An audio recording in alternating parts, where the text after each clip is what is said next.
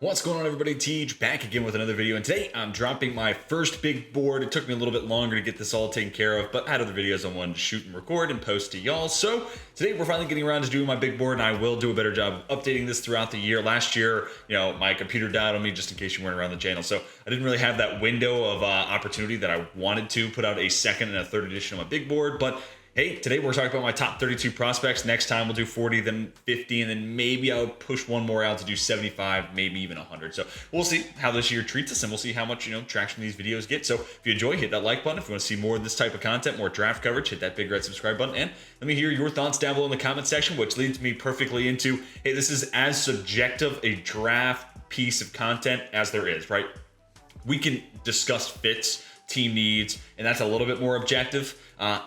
But big boards are solely how you view that prospect, and then I also bake in position value. Now, it's about half, the consideration that I would have doing one of my mocks. So there's two players in the top 15, or two players in the top 12, I should say, that I have going a little bit lower in mock drafts because of their position value. So we'll talk about that once we get there. But nonetheless, position value is baked in. But all in all, this is kind of how I view the class. And I guess you could say this is my initial top 32.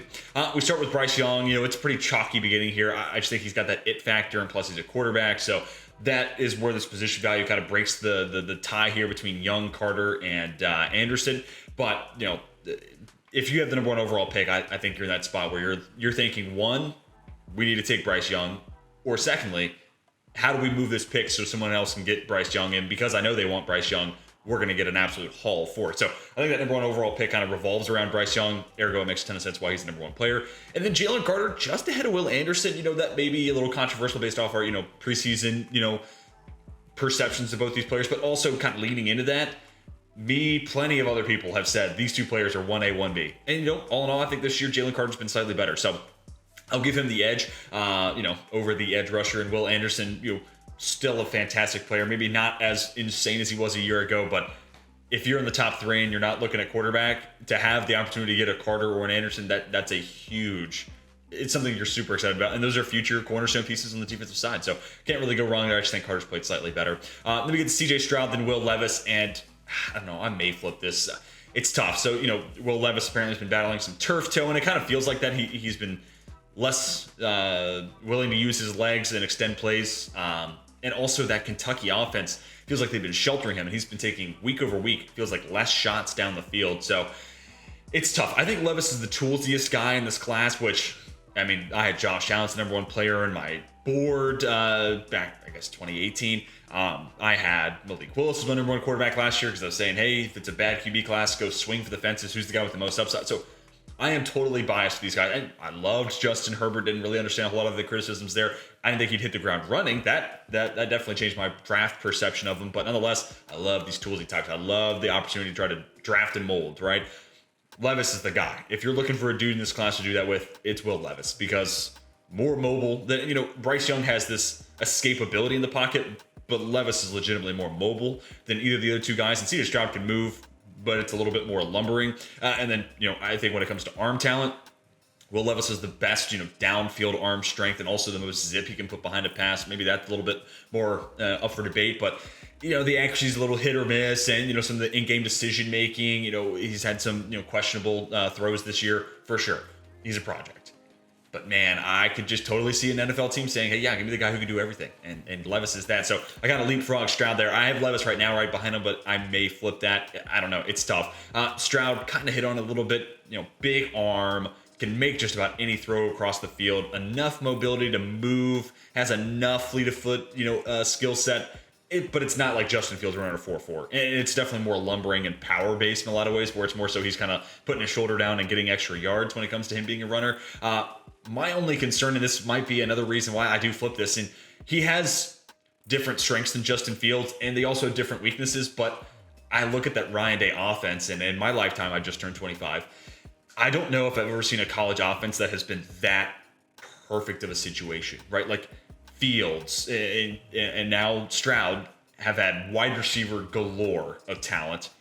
Ryan Day's offense in and of itself is insane, scheming people open. And he's also a great play caller in the sense of like calling up the right play at the right time and keeping drives with forward momentum.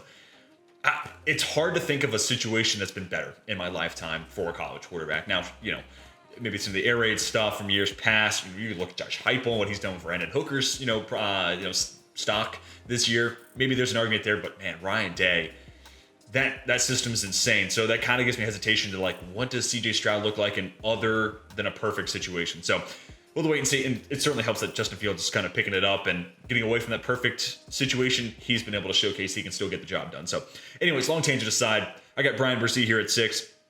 I still think that once we get after the combine, kind of like how it was kind of the, I don't want to make fun of anybody who did this because, again, this is a totally subjective, process of the big board. But it was kind of the hipster move to have Zach Wilson over Trevor Lawrence. I think there should be similar people who say the same thing about Brian Brzee because he's going to have an insane combine. Not that Jalen Carter won't, but Brian Brzee, an insane athlete, former number 1 overall recruit for a reason, and he's going to put it on display there. And also, I think his tape at Clemson's just been really good, and that kind of leads me into Myles Murphy, who I think the difference between these two is, I think I've been a little bit more impressed by Brzee so far this season. Granted, Brzee's also missed some time, so maybe there were some games in there that he could have failed to meet my expectations, and that could have changed my perception. It's just unfortunate Myles Murphy hasn't really put insane production into the box score, but also just on tape. But he's a freak athlete, and he wins enough. But I just think there's enough offensive focus on a Myles Murphy to where he draws those double teams. And also, you go back a couple of years, not even a year, go back to last season when he was playing for Brent Venables, a lot of 3-player down lineman sets. So there was a ton of previous tape that maybe could have had him get more one-on-ones. And now this year, everybody knows who Myles Murphy is. So they're not going to leave him one-on-one. So it's just kind of tough and a little bit unfortunate. But another one of those players where it's like, you see the athleticism and you see how he wins, and when he does win, it's something that will excite NFL teams. So I still think he's a top 10 player in this draft class for sure. And then we get to Paris Johnson Jr. Right now, my offensive tackle 1. And you look at, he's so good that Ohio State was trying to get him on the field by any means. So he was playing guard last year. Like, he's that good of a player that you force a spot to be open for him. So now he's gotten the chance to play left tackle, 6'6", 315, maybe even closer to 320. Great footwork. I mean, this guy can move laterally with the best of them, and his mirroring ability is fantastic. I mean, he just looks like a future franchise left tackle to me. I mean, athletically, the traits are there. Size, the traits there, and he's playing in a Power 5 conference. He's getting some tape. First-year starter at left tackle. We'll talk about that with someone else. I like to get them when they're, still in that, early learning cycle. I've always been, this is not sports related, but I always think schools should teach, foreign languages when you're young because you're more receptive to that information versus when you have to learn it in high school. And I kind of view offensive tackle in a lot of the same ways, right? Because I think there is a big leap from college to the NFL game. So let me get you while you're still trying to figure this thing out, and you're kind of winning based off of your athletic profile and how big you are as well. But anyways, let's move on to 9 through 16. Got Keely Ringo here. Right now, still my cornerback 1, but there's a couple of guys, including the guy at 15, that I adore. So it could change, but Keely Ringo, 6'2", insane long arms. 4.3 speed, and he has the big pick. He's basically running the route for Hendon Hooker in that Tennessee game. There's enough moments on tape plus that athletic profile to where it's like, yeah, he definitely feels like a guy who could go in the top 10, like in that 9 to 10 range probably. Obviously, that's why I have him at 9 here, but for a team looking for a shutdown corner, yeah, sure, the production, the tape may not be as good this year as it was last year, as that entire defense has kind of lost some pieces.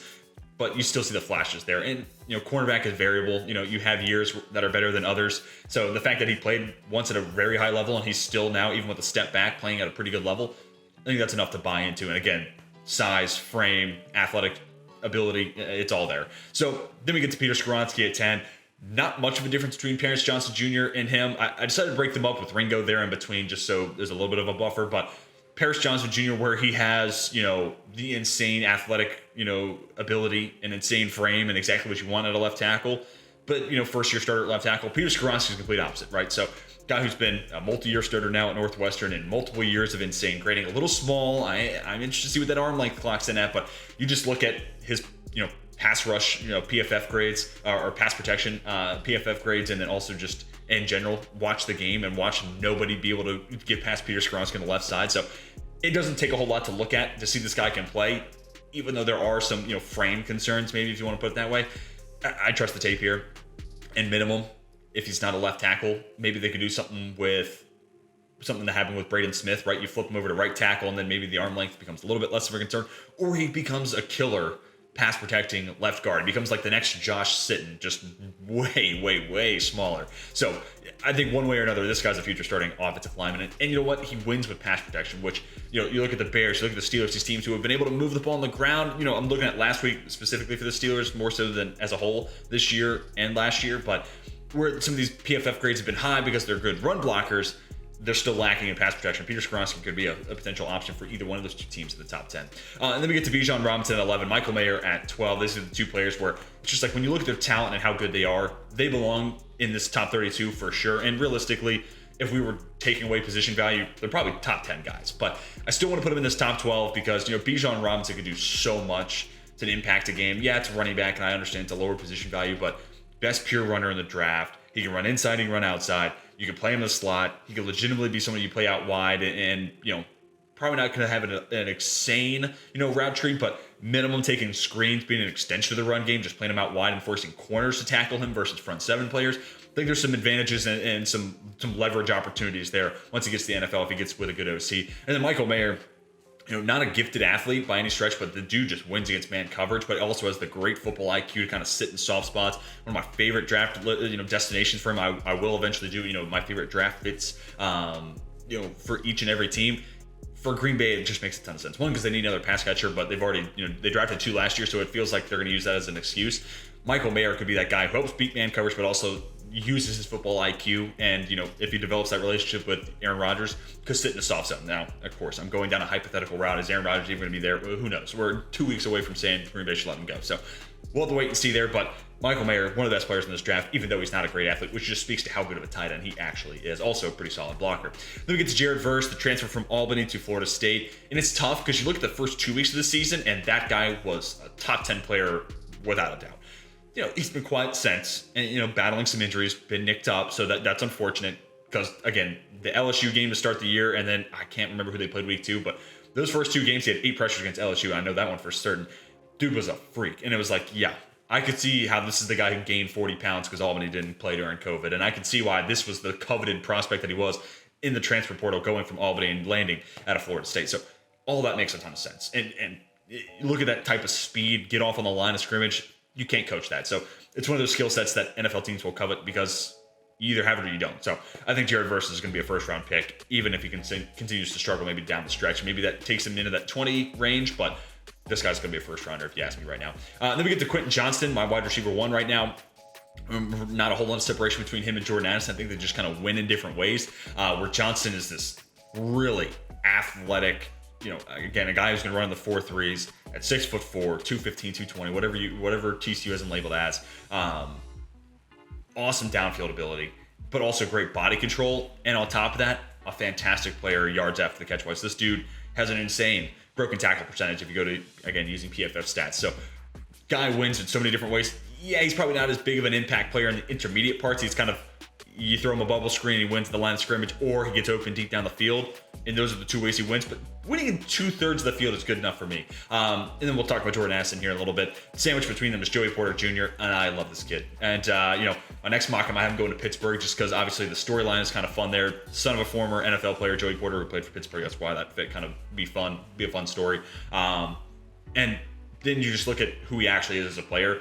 He's gotten better year over year, all 3 years at Penn State. He's playing in a Power 5 conference. He's doing it one of the best defenses and one of the best programs at turning college prospects into high-level NFL, you know, players. Saquon Barkley, Adafe Owe, Arnold Ebikete's had moments, and Micah Parsons is a freak of nature, and, you know, defensive rookie of the year for a reason. Like Jaquan Brisker's had good game. You know, they are just a pipeline for NFL talent, and I think Joey Porter could be the next guy. And we're going to talk about another Penn State player who I'm really excited about. But Joey Porter also, on top of getting better year over year, NFL frame, 6'2", right around that 200-pound mark, long arms. This guy looks like a man press corner built for the next level. Now, it'll be interesting to see as the NFL continues to evolve and we see less press man and more zone coverage. How does he fit into that? But also, I see him more, sure, maybe he's not pressing somebody at the line of scrimmage, but in a cover 4 defense where you basically have your lane with those long arms, awesome athletic ability, and you can trust his instincts then, I still think he can be a factor in one of the better corners in that type of defense versus just being a man press guy who that's his bread and butter. That's the only thing he's really good at. So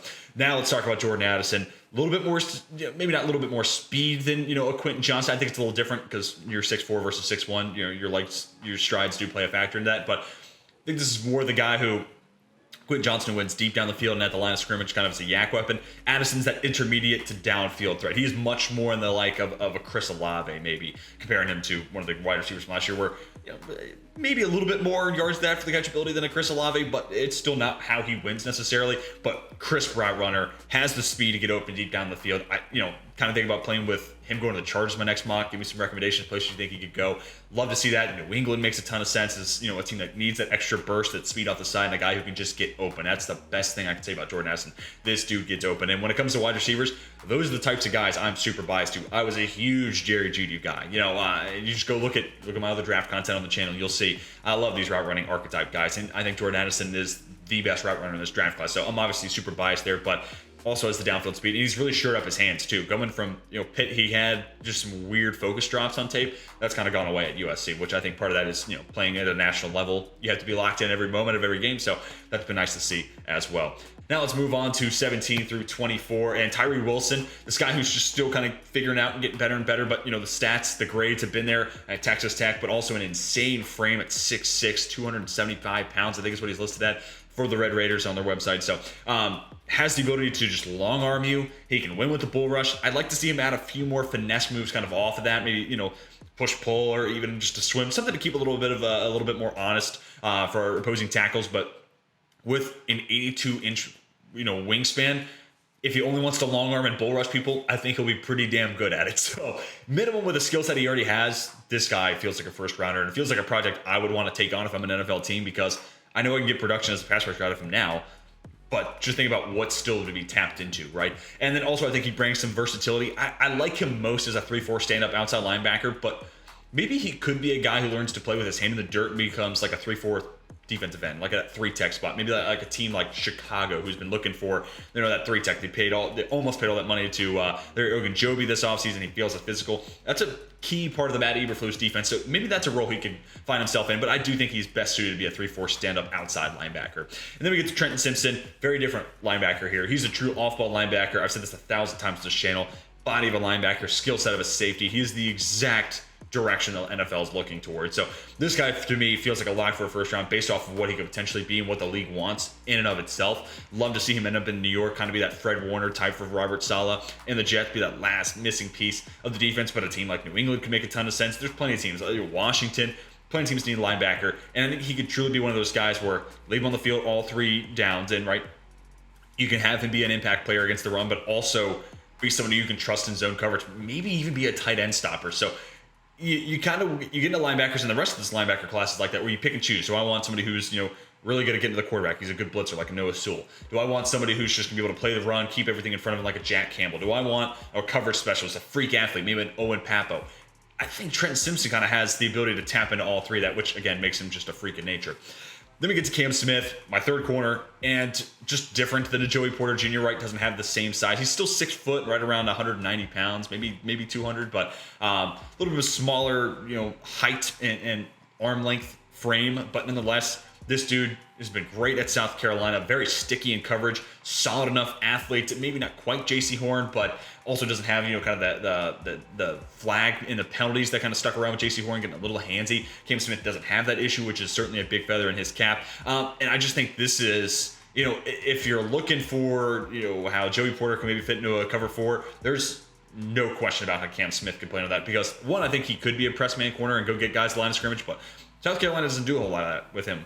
He plays very instinctual, off-ball, great coverage. And again, you play him in, a cover 4, those 2-4-6 defenses, basically those 2 high looks that have become so, just so normal nowadays in the NFL. I think this guy's a great fit and all that. So, I'd like to see him, continue to build upon that. I'd love to see what that weight officially comes in at. And then, of course, arm length always a part of the conversation here, but guy feels like a first rounder to me. Then we get to Olu Fashanu. This is the other Penn State prospect I'm excited about. And kind of the similar ilk of, Paris Johnson Jr., where let me get these tackles early on, right? I had Peter Skoronski just ahead of him, but Skoronski might also be a guard, so we'll have to wait and see. But Olu Fashanu, I think he played like 85 snaps last year at Penn State, and this year's already up and over 500, and he's just stood out as an impact player for the Nittany Lions. And again, with Paris Johnson Jr., let me get these guys where they're still figuring it out, and they're kind of just winning off athleticism and how big they are. Olu Fashanu, 6'6", 320 pounds and actually a little bit bigger than Broderick Jones, we'll talk about later on. But one of the reasons, I did split them is Broderick Jones spent more time in college, and, Olu Fashano's kind of broke onto the scene this year for Penn State. But he's put up some insane grades, and actually his last game that he just had posted an 85 grade against Ohio State, which, hey, one of the best programs in the country, right? So to have that elite pass production, pass blocking production on his, resume already speaks wonders. And again, as a first-year starter, does need to get better as a run blocker, right? Because there's going to be teams that look at his inability to move people moving forward as a run blocker, and maybe that, kind of takes them off their board. I could see that certainly come into play, but minimum, I feel like you got a nice, pass protecting left tackle, which isn't that the name of the game? Isn't that what we're going after? Then I get to Nolan Smith here at 21. He's out for the rest of the year for Georgia, but I just think based off his athletic ability, the stuff that hopefully if he's healthy can put up and post at Indy or his, his draft day or pro day with Georgia. Sorry, that kind of escaped me for a moment. But those athletic measurables, I think, will have him be first round considerate just because he's an insane athlete. Highly touted recruiting profile that speaks to, how well thought of he is. And I think this year you saw him kind of figure it out as a run stopper, and then also getting a little bit further along as a pass rusher. So you just saw incremental progress, especially this year where he finally got to see the field on pretty much every down basis, right? Georgia's not going to let necessarily everybody play, every single down, but Nolan Smith's starting to see a whole lot more of the field this year versus last year. And, it was good to see the production come suit and follow with it. So I think this guy's headed into the, the first round. And I've had some people show me, big boards, and he's in the top 10, and I can't really fault him. I just think this is a loaded tackle and edge group, so it's kind of hard to rank these guys, especially this early on. We are just in the middle of November, after all. Then we get to Brian Branch, just a DB who, and I literally put him as a DB here because he's played nickel, he's played wide corner, he's played both safety spots. I think best suited probably is that, box safety to nickel corner. Maybe he could kick out and play some free. I'd be interested to see that, but kind of how Antoine Winfield Jr. is all over the field, ideally for the Bucs. I think Brian Branch could certainly be something like that. He just sees the game faster than everyone else, and he's just all over the field because of it. But truly could be a guy, maybe a little small for this, but could be a tight end stopper too in that nickel spot. Really good in man coverage, instinctual, and an insane athlete, as I've said multiple times now. So you feel like he can come along, and once he gets comfortable in zone defense, could become an impact player there too. So just see a lot of pieces that kind of work in his favor and make him an impact player at the NFL level. Then we get to Osiris Torrance, best interior offensive lineman if you're not going to count Peter Skoronski in that camp. Just been very impressed with his, transition from the Raging Cajuns and going with Billy Napier from Louisiana Lafayette to Florida.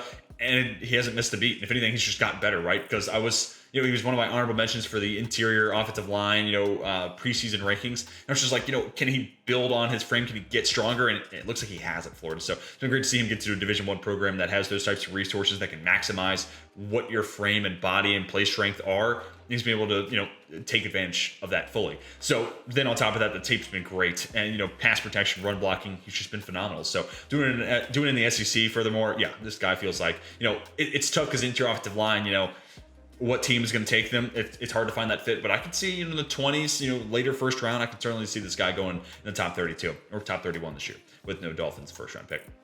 Then Broderick Jones here at 24. And a player I like, he's just had, a little bit more time in college, so I give Olu Fashanu the bump there, and even Paris Johnson Jr. here, but 6'4", 315, and he's just been rock solid for Georgia. Olu Fashanu hasn't given up a sack, neither has Broderick Jones, and you could even argue Fashanu's given up 6 pressures. Broderick Jones only given up 4. So there could be an argument. Maybe you flip those two. I like them both. Again, I just like a little bit younger of a prospect, at least when it comes to playing time. And Fashanu, that's why he got the bump. But Broderick Jones has been great. And where Fashanu needs to get better as a run blocker, Broderick Jones is already great there. He's already a really good run blocker on top of being a sound pass protector. It feels like a safe player, right? Like, I don't know how much better Broderick Jones necessarily is going to get. Like, how much more ceiling does he necessarily offer you? But if you took him in the mid to late first round, do I think he could be a plug and play starter and a damn good one as a rookie? I do. So I kind of like him in this 24 spot, but certainly could be a player that moves the board. Again, I'm this tackle class, this edge group, these guys are going to be proliferating heavily in the top 31. All these guys might move up my board even more. Now let's get on to our last group of players, the last 8. Antonio Johnson, I'm still a big fan of him. 6'3", 200 pounds, can play the nickel. Best suited probably is that, nickel corner, strong safety type. I think he could live in both those areas. Just a really sound player. I think he could be, an impact player in coverage, but also stopping the run. Texas A&M is kind of a frustrating college team to watch because, insane recruiting and, feels like a potential factory for player development, getting ready for the NFL level, but it just feels like those guys never really fully hit their potential. So that does worry me a little bit. Like DeMarvin Leal was a preseason, top 10 considerate or potential pick, and he falls to the third round, right? It feels like Jimbo, great recruiter, but isn't really tapping into the talent that he has on those teams, which makes me concerned. He's not developing these guys, which again makes me concerned. So I'd like to see, I would have thought Antonio Johnson was a top 10 player, if I'm being honest with you, if you asked me 2 months ago, but he has fallen down my perception of my board a little bit, but so I think there's a whole lot to work with there. Andre Carter III, or Andre Carter II, out of Army. Another name that's kind of lost some steam.